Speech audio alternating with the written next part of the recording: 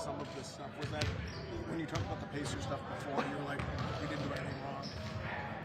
Now you talked about how you actually had some role, just generally putting yourself in the wrong place. I said I had a role, but I didn't say anything about doing anything wrong still. So all those cases is sealed, so I can't speak on those cases. So when I have my time to, everybody would know the actual truth in every incident that I've been in.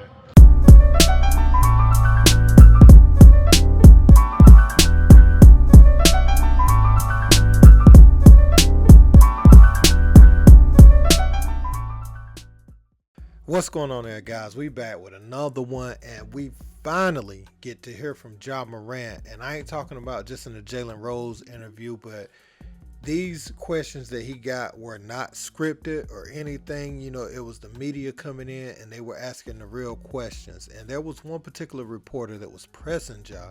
He asked him about alcohol. He asked him about having a gun problem. Or maybe that was two different reporters, but one of them had several questions that challenged Ja, and you could see that he was a little bit irritated. But I'm actually glad we got to hear from Ja, because there's been, a lot of videos on the internet, including ours, that we speculate some things and we take what the media's been putting out there and reporting. That's why I say alleged, or what the media's reporting whenever I speak on it, because we weren't there, and other than the things that we saw with our own eyes, and Ja, he spoke on a lot of different topics, man. Check this out. How much do you think alcohol has influenced your decision I making? don't got an alcohol problem, never had an alcohol problem. I didn't go there for alcohol, I went there for counseling. You can see by his body language and his facial expressions that question annoyed him, but the reporter didn't stop there. Check out what he said after that. The NBA statement that Adam Silver put out concluded that you were intoxicated in Denver. I don't know how they were able to determine that. Is that something that came up in your conversation? I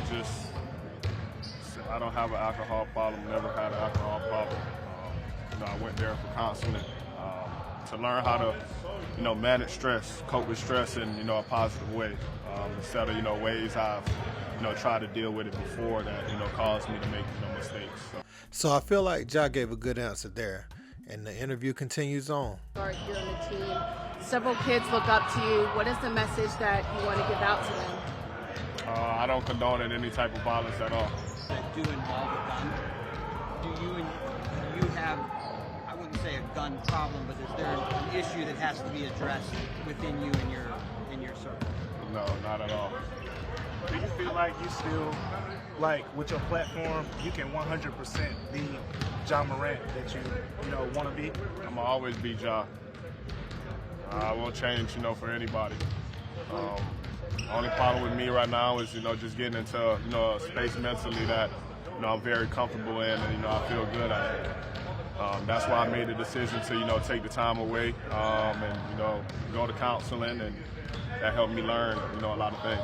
So a couple of things there, when Ja is speaking about taking his time away, and he chose to take time away, I think he's alluding to the fact that he chose to go seek counseling, not the fact that he was suspended. Obviously, that came from Adam Silver and upper tier administration from the NBA saying, he has to go for a little while.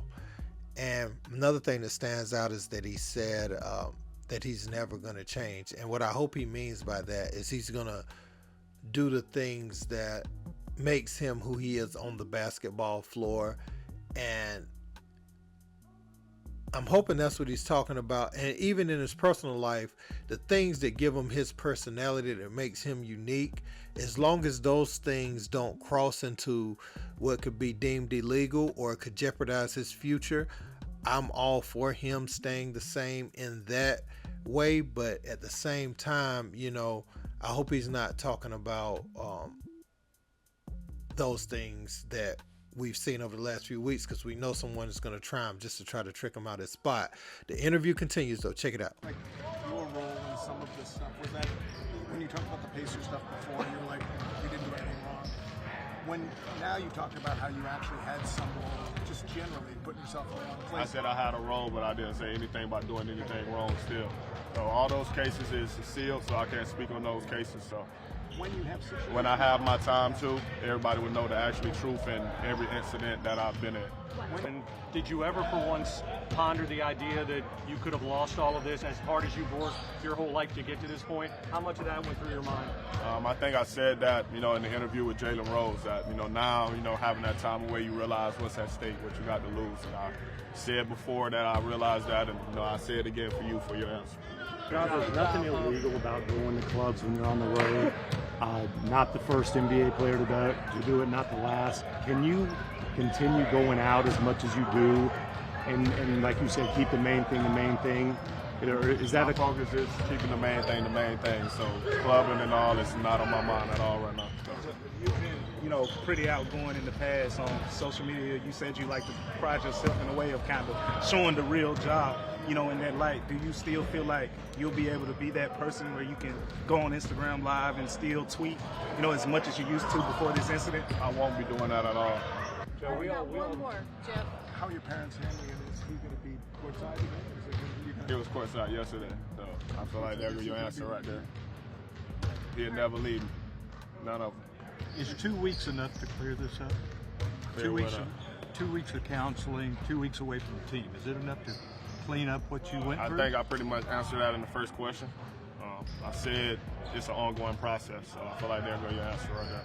So as you can see, man, there were a lot of difficult questions in there for Ja to answer. He spoke about his father and said he was courtside yesterday. So we didn't hear about the entourage. I wish someone would have asked him that question. Were they there? But T was there. So, the father's still going to be involved and he's going to be courtside at the games. I don't know how that applies during road games, especially, I just know at the league level, they looked at the incident with Shannon too. So I wonder how that comes into play when they're on the road. Now a lot of those questions though, like, do you have a gun problem? All that, I feel like Ja was getting a little irritated with those answers. You could see him smirk when they asked him about did he have a problem, and he kind of smirked like, that was something him and his boys would laugh about, that kind of question being asked. But he held it together and he he spoke on everything. He answered the tough questions. Now, it's good to see his dad there. Hopefully his dad is doing the right thing around him. I mean, he guided him here. So to say your dad's never going to leave you, I get that. I understand you always want to keep it solid with your family and everything. So that's great, man. Hopefully everybody is on the same page in that inner circle. Now, as far as the entourage, I know he said that they don't have nothing to look at or nothing to change. And I don't know what that means. Maybe he's already cut back on some of these guys, or maybe he's saying no, they're gonna be around too, but I hope that's not what he means. Ja has a very bright future ahead of him. He stood in there, he answered the questions, and he didn't get railroaded. It felt like one of those reporters were trying to railroad Ja into answering the question the wrong way. He's tried to say that Ja admitted to having a role in the Indiana incident and involvement, where Ja alluded to the full report. The sealed report will come out one day and it will say everything that happened. But this individual was trying to get Ja to trip himself up with his words. So you never know where these people are coming from or who they're reporting for. So it was good that Ja caught that and kept that where that needed to be and didn't let him control the interview. He was trying to get some tea and he didn't care about Ja's future, man. So that question right there, I don't like when they try to go too hard with that and try to get it, get that public sound bite to use against him later. So I'm glad he caught that. Now, one thing I was happy about was that Ja said he's not going to be going out clubbing as much, or he said that's not on his mind. I'm not going to put words in his mouth. He said that's not on his mind, and keeping the main thing is what he's focused on right now. And he also spoke on his message to his teammates and stuff, but he said he'd keep that stuff in the house and said he sent them texts. He was very supportive throughout the process. So that's very cool, man.